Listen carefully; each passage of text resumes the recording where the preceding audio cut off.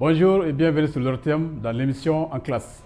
Aujourd'hui, nous sommes en classe de terminale sciences expérimentales et de la terminale sciences exactes pour une leçon en physique des interférences lumineuses présentée par M. Djemori Kouyaté. À la fin de cette leçon, chacun de vous doit être en mesure, doit être capable de définir une interférence, d'expliquer le dispositif expérimental, d'établir l'expression de la différence des marches et celle de la position des franges. Alors le principe, lorsque plusieurs vibrations se superposent en un même point, leur amplitude s'ajoute et on dit qu'il y a l'interférence. Alors l'interférence ici qu'on va étudier, c'est avec la lumière. La lumière est un rayonnement électromagnétique. Ici, on peut aussi dire que la lumière est la cause de toute sensation visible par l'œil. Alors, pour observer les interférences lumineuses, il faut la présence de deux sources synchrones et cohérentes. La longueur d'onde lumineuse, qu'on va appeler lambda, est proportionnelle à la durée t de sa propagation, ce qui nous donne la formule. Lambda est égal à C fois T. C est la constante de proportionnalité. Et C aussi est appelé la célérité de la lumière. Alors, voici le dispositif qu'on va utiliser pour étudier l'interférence, qu'on appelle le dispositif de Thomas Young, qu'on appelle aussi les fentes de Young. Au niveau des fentes de Young, on va utiliser une source lumineuse monochromatique qu'on va noter S, qui va éclairer deux fentes F1 et F2 parallèles à la source S et situées dans le même plan. Alors les deux fentes vont se comporter chacune comme une source. Donc ce qui est là, les deux fentes se comportent comme deux sources ponctuelles et donnent chacune un faisceau lumineux. Ça veut dire que chaque fente va maintenant se représenter comme une source de lumière. Alors nous allons dans un simulateur qu'on appelle PHET, et vous pouvez rentrer dans le Google sur Internet, PHET, alors pour illustrer ce phénomène. Alors au niveau de PHET ici, nous avons deux sources lumineuses. Ça c'est une première source qui va donner les ondes lumineuses, une deuxième source aussi qui va donner les ondes lumineuses. Alors on va observer à partir de la première source les ondes lumineuses. Vous voyez, la source émet, produit des ondes. Voici les ondes en propagation. Donc, au bout, on met un écran vertical. Voici l'écran. Ça, c'est l'écran qui est placé verticalement, qui nous permet d'observer clairement le phénomène. Alors, on va activer la deuxième source qui va produire les mêmes zones lumineuses. Alors, la deuxième source aussi produit des ondes qui ont la même fréquence que celle produite par la première source. Donc vous voyez ici, donc les ondes se superposent. Alors cet espace où les ondes sont superposées est appelé le champ d'interférence. Alors sur l'écran, ici, vous voyez avec moi, sur l'écran on voit des traits clairs, des traits sombres, très clairs, très sombres, très clairs, très sombres. Et ces traits qui sont alternés sont appelés les franges. Donc les traits sombres sont des franges sombres ou bien des franges obscures. Les traits clairs sont des franges brillantes ou des franges claires. Et voilà le système d'interférence. Donc sur l'écran, l'alternance entre les raies qui sont là est appelée le système des franges. Et voici un peu le phénomène d'interférence. Donc comme je l'ai dit, ici on voit la superposition des ondes des mêmes fréquences. Donc, et sur l'écran, on voit clairement le système des franges que ça va présenter. On va revenir vers la leçon, prendre note à ce niveau. Donc comme ici, dans la leçon, on dit que les deux fentes se comportent comme deux sources ponctuelles et donnent chacune un faisceau lumineux. Alors en interceptant les deux faisceaux sur un écran, on observe dans leur zone commune des droites qu'on appelle des traits, des raies, qu'on appelle aussi des franges, donc, qui sont alternativement claires et sombres, on appelle ça des franges, comme vous avez vu tout de suite avec le simulateur fait. Donc, ce sont des franges d'interférence. Et voilà le dispositif, le contenu du dispositif des fentes de Young, qui nous a permis de voir le système de franges. Alors, ces raies claires sont appelées des franges brillantes, je rappelle, et les raies sombres, les franges obscures. Le schéma du dispositif est là. On a la source derrière qui produit les rayons. On a la fente F1. Voici la fente F1 qui va produire des ondes lumineuses vers l'écran. Et ici, la fente F2 aussi qui va produire des ondes lumineuses sur l'écran. Et ici, dans cette zone, on voit que les rayons venant de la fente F1 et ceux venant de la fente F2 sont superposés. Et vous voyez la bande, ça c'est le champ d'interférence. Et là, c'est ici, on a une alternance entre les raies, qu'on appelle les franges. On a l'alternance des franges sombres et des franges claires. Et ce système de franges est représenté ici. Donc, ça, c'est très foncé. Ça va représenter la frange centrale. Et bande claire, les franges claires. Et franges sombres, franges claires, franges sombres, franges claires. Ça, c'est le système de franges. Et le schéma qui est là va nous permettre d'étudier, dans ce même schéma qui est là, la source qui va approvisionner les deux fentes F1 et F2. Les rayons venant de F1 sont en couleur rouge et les rayons venant de F2 sont en couleur bleue. Donc dans cette zone, les rayons de F1 et F2 vont se superposer, qu'on appelle la zone d'interférence, autrement parlant, le champ d'interférence. Alors cela nous amène à la définition. Alors, une interférence lumineuse est la superposition de deux ondes lumineuses des mêmes fréquences ou des fréquences voisines. Ça veut dire qu'il faut que les fréquences soient les mêmes ou soient très très proches l'une de l'autre. En nota bene, c'est la lumière qu'on va utiliser, la vitesse en quelque sorte, qu'on appelle la célérité de la lumière. Dans le vide, ça fait C égale à 300 000 km par seconde ici. On a converti en mètres, ça fait 3 à 10 puissance 8 mètres par seconde. Ça, c'est la célérité de la lumière dans le vide, dans l'air. Alors, chaque millier est caractérisé par son indice de réfraction. Alors, quand je dis millier, comme ça ici on est dans l'air, quelqu'un qui est dans l'eau est dans un de notre millier. Donc l'indice de l'air et l'indice de l'eau ne sont pas les mêmes. Et on va aller dans le simulateur FET aussi pour illustrer illustrer la notion d'indice au niveau de la fenêtre qui est au milieu. Alors ici, voici un espace séparé en deux par ces traits. Alors, en haut du trait, là, c'est l'air. En bas du trait aussi, ça, c'est l'air.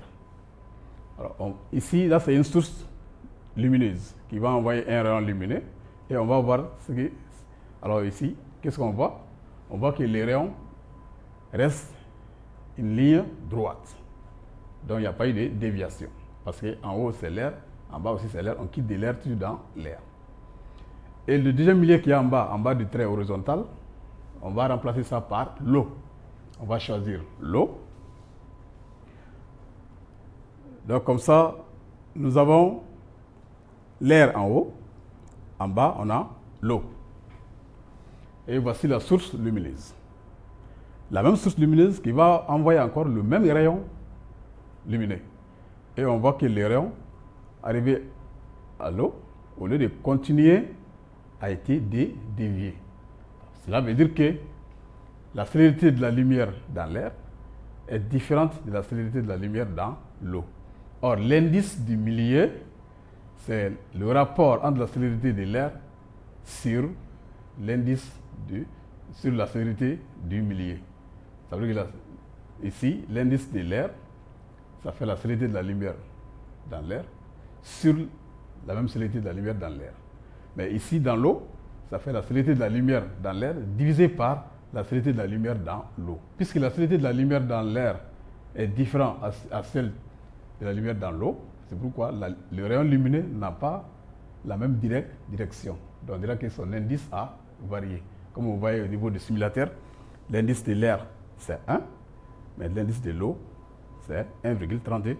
Donc, voici la notion d'indice. Donc, ce qui nous renvoie encore à la leçon, au niveau de la formule où on a écrit, alors petit n est égal à C sur C milliers. C, ça c'est la célérité de la lumière dans l'air. Si le millier c'est l'eau, ça fait célérité de la lumière dans l'eau. C'est ça la formule générale de l'indice de l'air. L'exemple qu'on a donné ici, on dit l'indice de l'air est n égale à 1. Pourquoi? Comment on a trouvé 1? Parce que on est dans l'air.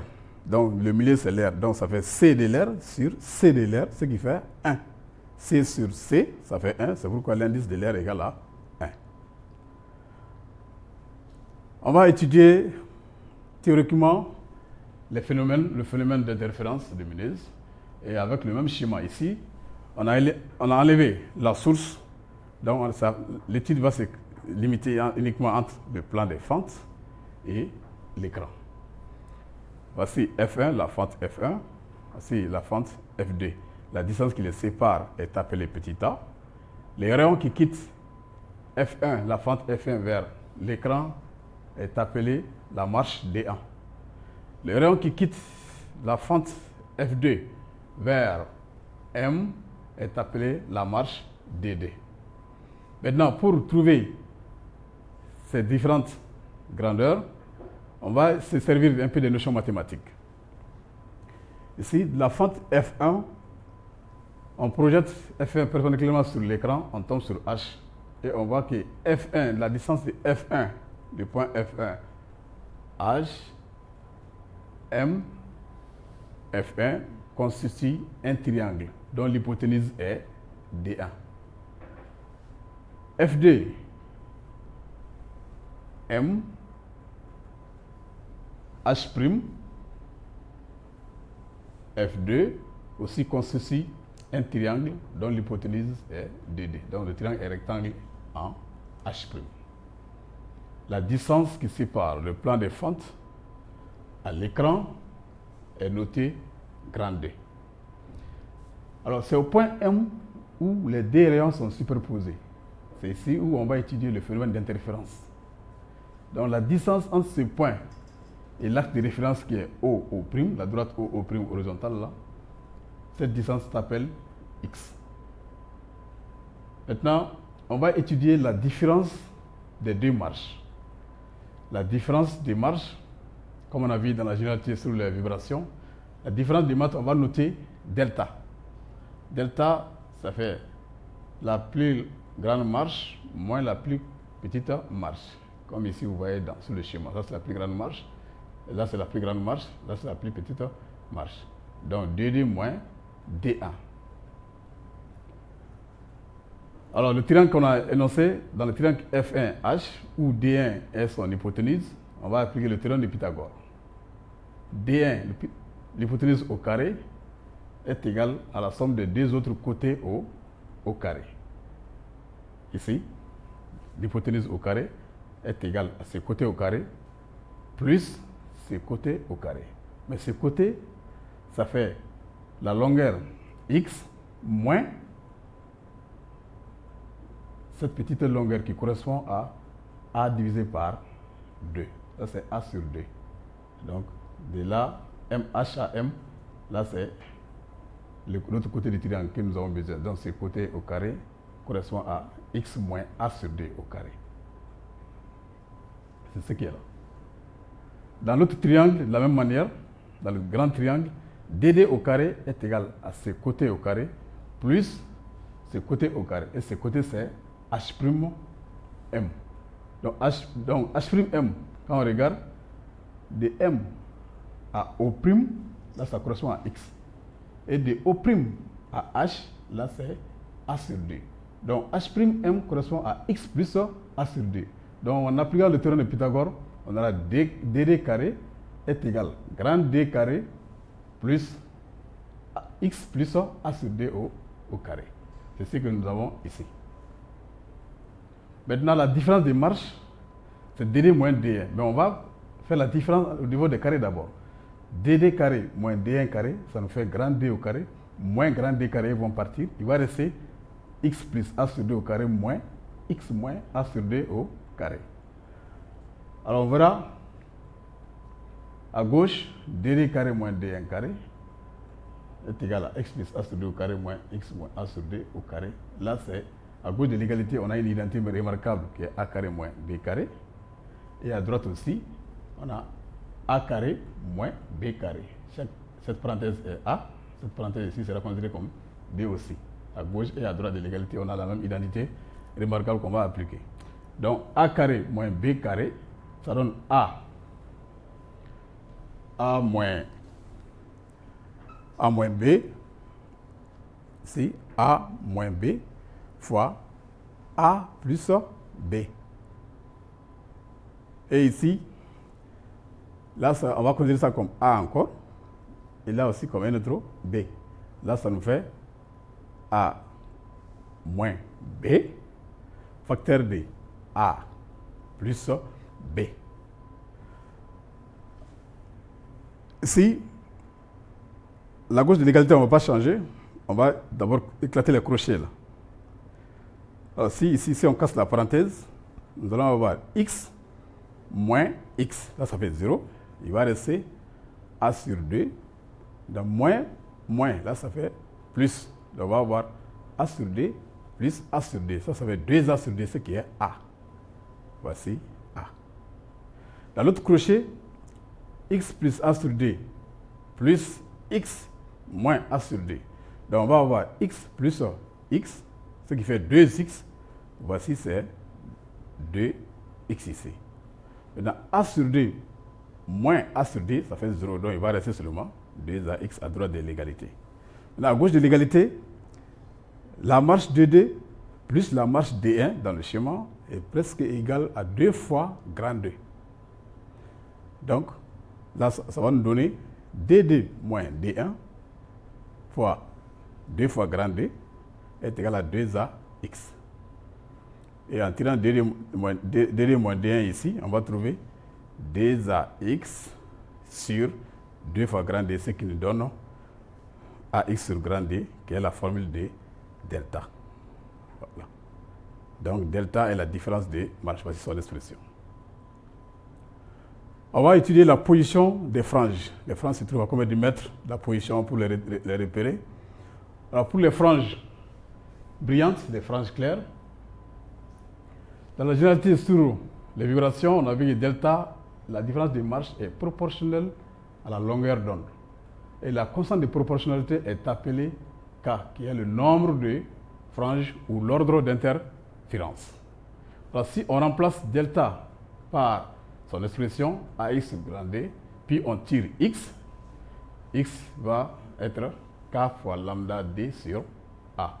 Là, c'est la position de toutes les franges brillantes. Alors, pour K égale à 0, là, ce sera la position de la première frange claire, qui est la frange centrale. Parce que si on remplace 0 ici, on va avoir 0 au numérateur, donc 0 sur tout nombre égal à 0. Donc x0 égale à 0. Pour k égale à 1, là c'est la position de la première frange brillante à partir de la frange centrale. Pour k égale à 2, là on a la position de la deuxième frange brillante à partir de la frange centrale. Et pour les franges sombres, qu'on appelle les franges obscures, delta, voici l'expression de delta, la différence de marche, qui est k plus 1 demi fois lambda. Et dans cette expression, on va tirer x, qui représente la position des franges obscures, qui est lambda d, facteur de 2k plus 1 sur 2a. Alors, pour k égale à 0, donc dans la parenthèse, on aura, il va rester 1 seulement. 2 fois 0 égale à 0, il va rester 1, multiplié par lambda d sur 2a, ce qui nous donne lambda d sur 2a. Là, c'est la position de la première frange obscure. Pour k égale à 1, on a la position de la deuxième frange obscure. Pour k égale à 2, la position de la troisième frange obscure. Alors voici le système de franges que vous avez précédemment sur l'écran. Alors cette bande, ce trait rouge, va représenter la frange centrale, la première frange claire. Les traits en pointillés vont représenter les franges sombres. Donc voici l'alternance ici, frange sombre, frange claire, frange sombre, frange claire.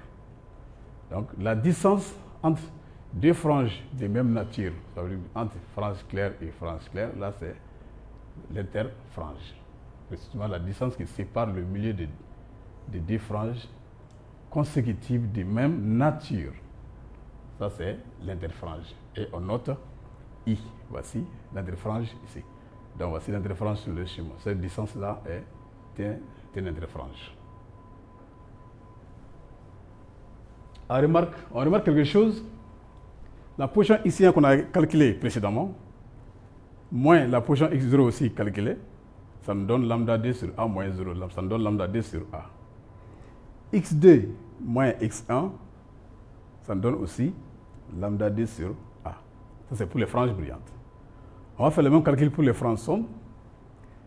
x1 pour les franges sombres moins x0 pour les franges sombres nous donne aussi lambda d sur a.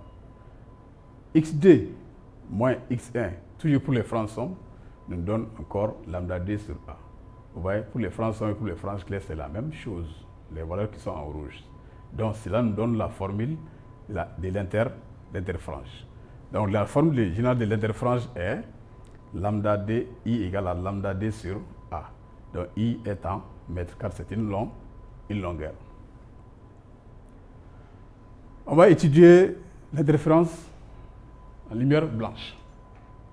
Alors, la lumière blanche est une radiation polychromatique, c'est-à-dire elle est composée de plusieurs radiations monochromatiques. Quand on utilise la lumière blanche, chaque radiation monochromatique donne son système de franges. Alors, on observe une frange centrale unique très blanche. De part et d'autre de cette frange centrale, on obtient des franges brillantes, irisées, qui présentent les couleurs de l'arc-en-ciel. L'arc-en-ciel, quand il pleut, on voit les couleurs qui sont sur le ciel, on appelle ça l'arc-en-ciel. Lorsqu'on s'éloigne de la frange centrale, le champ d'interférence prend une teinte d'un blanc impur appelé le blanc d'ordre supérieur. Alors nous allons partir dans le simulateur FET toujours pour voir comment la lumière blanche est décomposée en différentes lumières au niveau de la troisième fenêtre ici.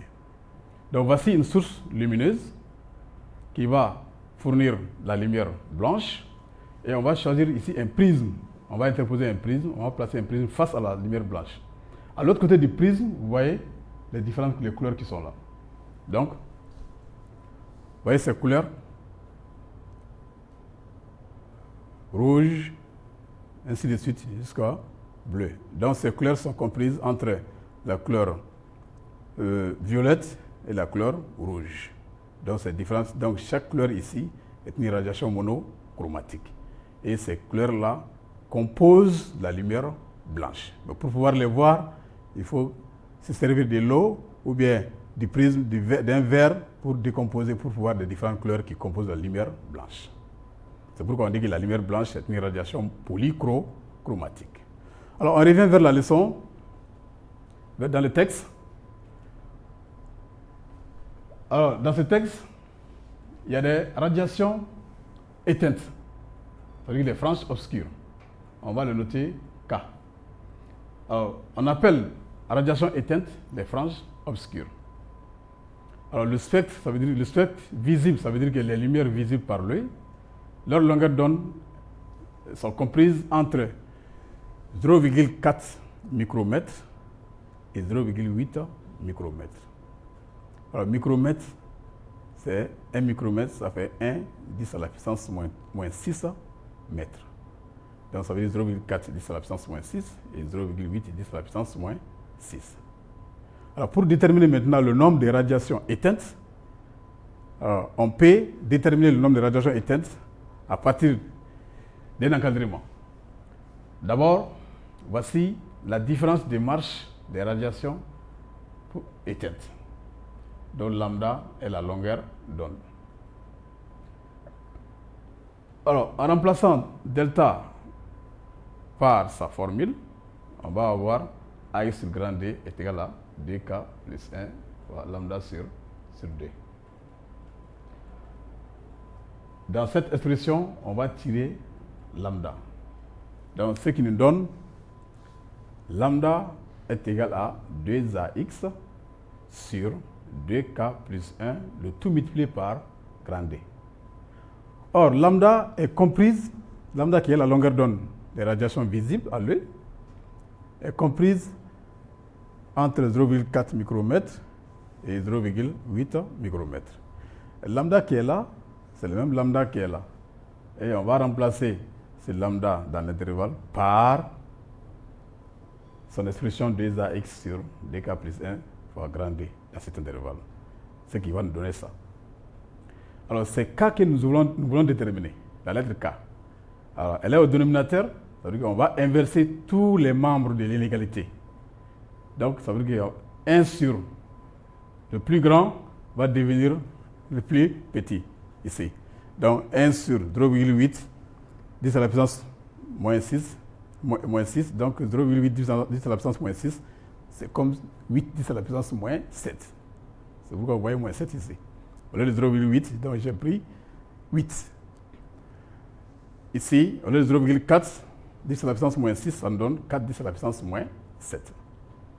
Donc, on va maintenant multiplier tous les membres par ces dénominateurs-là pour faire partir cela à l'intérieur de l'inégalité. Donc là, ça va nous donner ça. Et on a K qui est encadré maintenant. Donc K est comprise entre AX sur 8 10 puissance moins 7 fois grand D moins 1,5 et AX sur 4 10 puissance moins 7 au grand D, le tout moins 1,5. Donc A est une valeur, X aussi est une valeur. A, c'est la distance entre les fentes, X, la position de la frange, grand D, la distance entre l'écran et les fentes. En les remplaçant par leur valeur, par exemple, on va donner un exemple de valeur.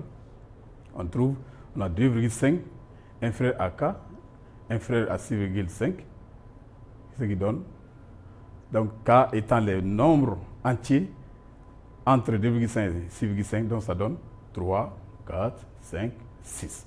Donc c'est comme des chiffres ici, ça fait 4, donc il y a 4 franges obscures.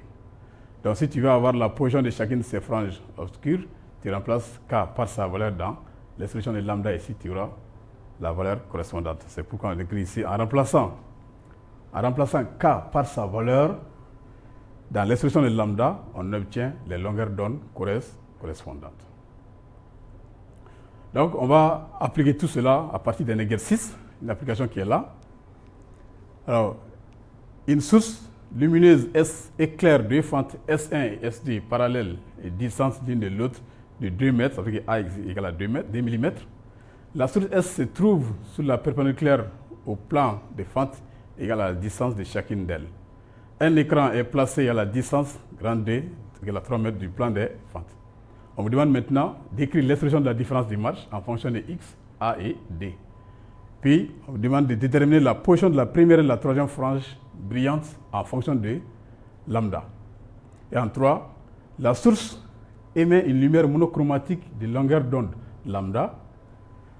Des franges d'interférence apparaissent sur l'écran et l'on compte 5 franges brillantes de part et d'autre de la frange centrale, occupant dans leur ensemble une longueur de 9 mm. Et on vous demande maintenant d'en déduire la longueur d'onde lambda. Alors, en résolution de cette application, l'expression de la différence de marche est delta égale à I sur grand D. Petit 2, on demande la position de la première et de la troisième frange brillante. Tout d'abord, la formule générale de la position des franges brillantes est X égale à K lambda D sur A. Pour la première frange après la frange centrale, K égale à 1. Ici. Donc en remplaçant K par 1, on a X1 égale à lambda D sur A. Donc on remplace grand D par sa valeur et on a lambda égale à, on a X égale à 3 lambda sur 2 10 puissance moins 3. Pour la troisième frange, K égale à 3, toujours après la frange centrale. Donc X3 devient 3 fois lambda fois 3 sur 2 puissance moins 3. Alors, pour la troisième question, on a donné la position du système qui est 9 mm, qui est X. On a donné le nombre de franges. Puisque quand on dit 5 franges de part et d'autre, ça veut dire qu'il y a 5, par exemple, 5 à droite, 5 à gauche, donc on a 5 de part et d'autre. Donc au total, ça fait 10. Donc K égale à 10. La longueur d'onde est, donc dans la position dans la formule de la position, x égale à K lambda D sur A, on va tirer lambda ici. Ce qui nous donne lambda égale à x fois A sur K fois D égale à, en remplaçant les grandeurs par leur valeur, 9 puissance moins 3, 2 puissance moins 3 sur 10 fois 3, et on trouve lambda égale à 0,6 puissance moins 6. Voilà un peu ce qui applique ce qu'on vient de voir. Donc, en attendant, en respectant les mesures barrières, je vous souhaite bonne fin de Ramadan. Merci.